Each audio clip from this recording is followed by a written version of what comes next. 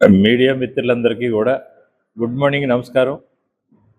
Electronic media, print media, మీ అందరూ కూడా ఈ సరస్వతి శిశు మందిరి ఆహ్వానాన్ని మన్నించి షార్ట్ టైంలో కూడా మీరు ఇంతమంది ఇక్కడ హాజరయ్యారు.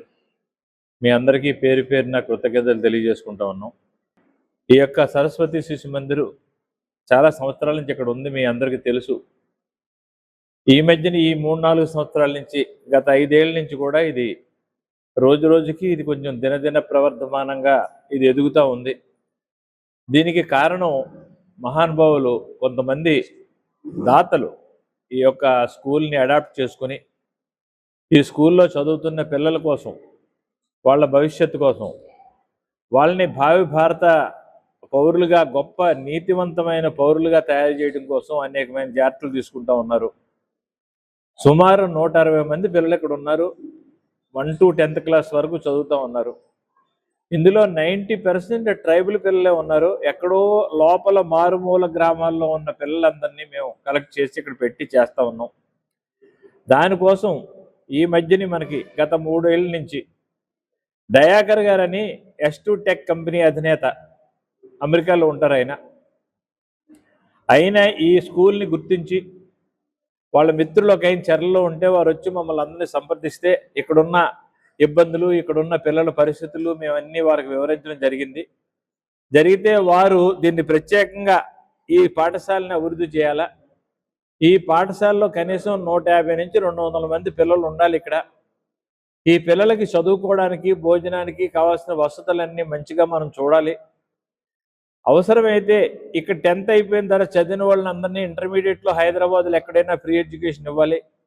ఇంకా పైన చదివితే ఆ S2 టెక్ కంపెనీ భరించి వాళ్ళని డిగ్రీ వరకు చదివించి, ఇంకా ఎక్కువ చదివించి వాళ్ళు చదువు అయిపోయిన తర్వాత వాళ్ళ కంపెనీలోనే ఉద్యోగం కూడా ఇచ్చే పరిస్థితుల్లో ఆయన ఒక ప్రొఫార్మా తయారు చేసి మాకు పంపడం జరిగింది. అలాగే ప్రతి నెలకు ఒకసారి, ప్రతి మంగళవారం, ప్రతి నెలకు ఒకసారి అందరితో వీడియో కాన్ఫరెన్స్ పెట్టి ప్రతి మంగళవారం కూడా స్కూల్లో ఏం చదువుతుంది, పిల్లలు ఏం చదువుతున్నారు, పిల్లలకి ఏమి ఇస్తున్నాం, టీచర్లు ఎలా ఉన్నారు, భోజనం ఎలా ఉంది అని వాళ్ళ సొంత పిల్లల్ని ఎలా చూస్తున్నారో అలా వారు చూస్తున్నారు. వారికి డైరెక్షన్ ఇవ్వడం కోసం మన రిటైర్డ్ IAS అధికారి చక్రపాణి గారు ఉన్నారు. ఆయన రిటైర్డ్ IAS అధికారి, మనకు అందరికి కూడా, మీ అందరికి కూడా చాలా పరిచయం ఉంటుంది. ఆయన కూడా ప్రతిసారి దీన్ని పర్యవేక్షణ చేస్తూ కొత్తగా ఏమేమి ఇంప్లిమెంట్ చేయాలని వాళ్ళు చేస్తూ ఉన్నారు. ఇప్పటి వరకు విద్యార్థులకి కంప్యూటర్ ల్యాబ్లు ఏర్పాటు చేశారు. 40 కంప్యూటర్లు ఇచ్చారు. విద్యార్థికి సాంకేతిక పరిజ్ఞానం అందుబాటులోకి తీసుకొచ్చారు. రోబోటిక్ డ్రోను అలాంటివన్నీ ఇక్కడ కొనిపెట్టారు. తర్వాత మంచి టీచర్ని పెట్టారు. తర్వాత మనకి సోలార్ కూడా వారే పెట్టారు ఇక్కడ డబ్బులు ఇచ్చి.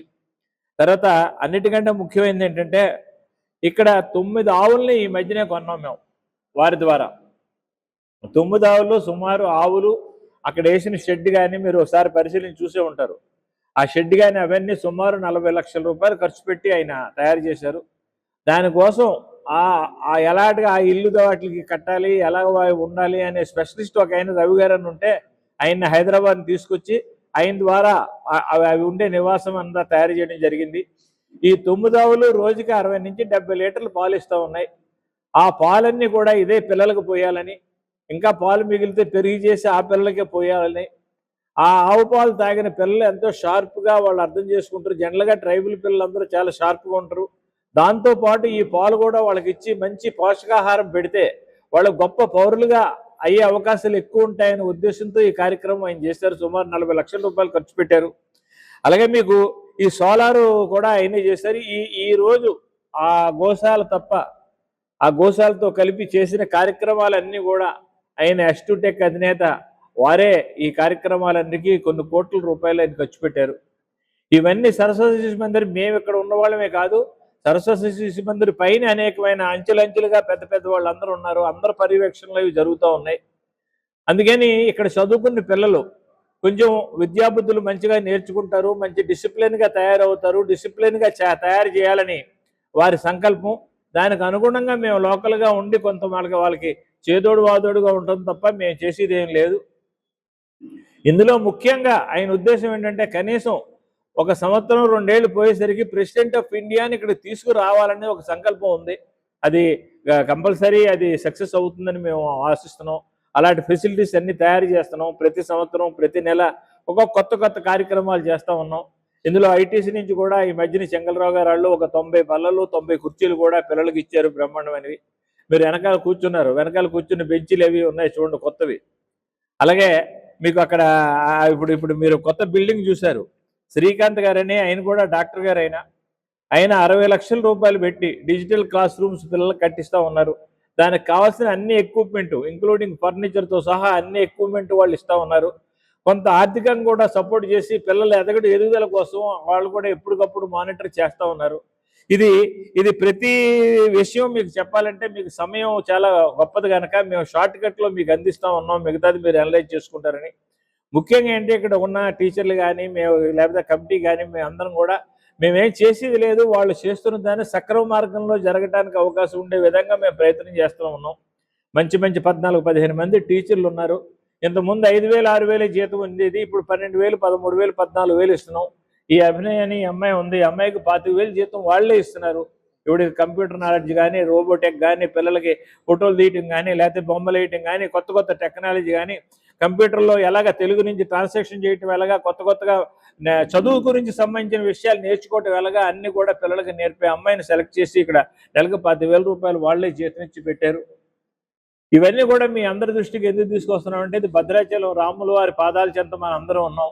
ఇక్కడైతే ఇలాంటి మంచి కార్యక్రమం, దీని మీద ఎవరు ఏమి ఆశించి చేయకుండా రెసిప్రొకేషన్ అనేది ఆశ లేకుండా చేసే కార్యక్రమం, పవిత్రమైన కార్యక్రమం.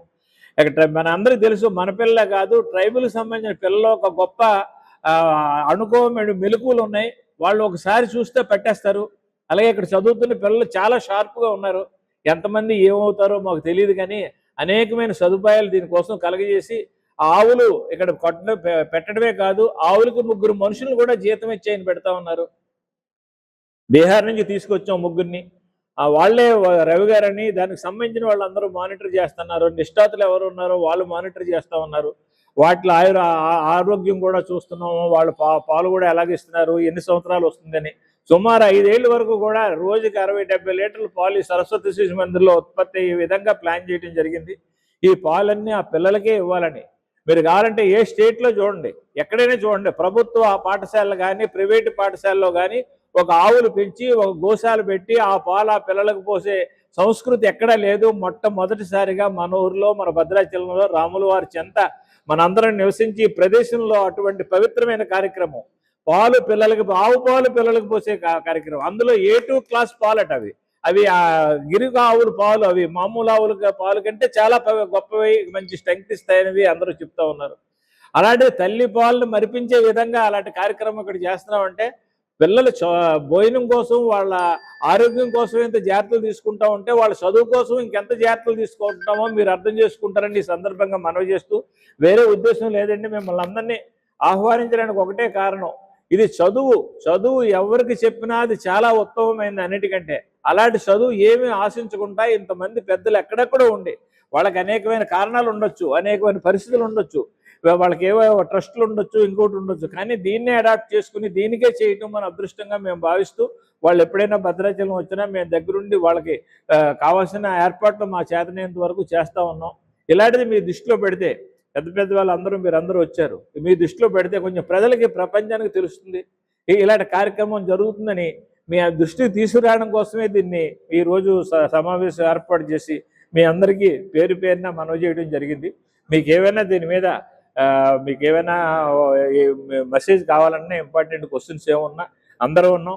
గీతా మేడం ఇక్కడ నడిపి ఆవిడ ఉంది, సెక్రటరీ గారు చారి గారు ఉన్నారు, అధ్యక్షుడిగా నేనున్నాను, అమ్మాయి టెక్నికల్గా అమ్మాయి ఉంది, టీచర్లు సీనియర్ టీచర్లు ఉన్నారు. మీకు ఏదైనా దీని గురించి తెలుసుకోవాలంటే మీరు ఎవరేవి అడిగినా మేము చెప్తాం. మా మాట మన్నించి మీరు వచ్చినందుకు మేము హృదయంలో మీకు హృదయపూర్వక నమస్కారాలు తెలియజేసుకుంటూ సెలవు తీసుకుంటున్నాను. Thank you very much.